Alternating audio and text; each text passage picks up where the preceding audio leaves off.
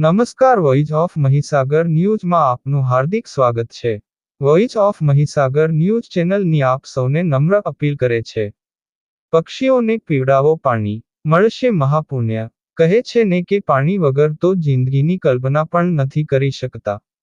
ગરમીની ઋતુમાં હર પશુ પક્ષી પાણી અમૃત સમાન હોય છે. તેથી આપણે રોજ આપણા ઘરની છત પર દાણા પાણી મૂકીએ, માટીના વાસણમાં પાણી મૂકીએ. રોજ વાસણને ઘરની બહાર અથવા બાલ્કનીમાં પાણીથી ભરેલું રાખો.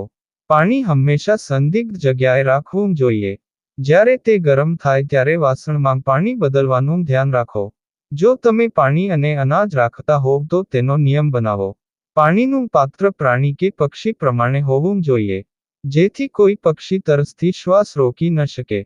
વોઇસ ઓફ મહીસાગર ન્યૂઝ તમને તમારા ઘરની બહાર અથવા છત પર પક્ષીઓ માટે માટીના વાસણમાં ખોરાક અને પાણી રાખવાની અપીલ કરે છે, જ્યાં તેઓ આવીને પોતાની ભૂખ અને તરસ छिपाવી શકે.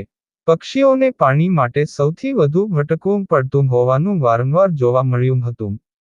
આજે ઉનાળામાં દરેક જળસ્ત્રોત સુકાઈ જતા જણાય છે, પછી તે નદી હોય કે તળાવ, જ્યાં પક્ષીઓની તરસ छिपाવતા હતા. તેઓ ઉનાળામાં સુકાઈ જાય છે. તેના અભાવે તેમને પાણી માટે એક શહેરથી બીજા શહેરમાં ભટકવું પડે છે અને તેઓ ભટકતા હોવાથી તેમના શ્વાસ અટકી જાય છે અને તેઓ મૃત્યુ પામે છે. ઉનાળો શરૂ થતાં આપણે પક્ષીઓને ખવડાવવા માટે કંઈક કરવું જોઈએ. ચોક્કસ પક્ષીઓના મિત્ર બનીશું, તેમની તરસ छिपाવીશું અને કુદરતને ખુશ કરીશું. Voice of Mahisagar news channel તરફથી સૌને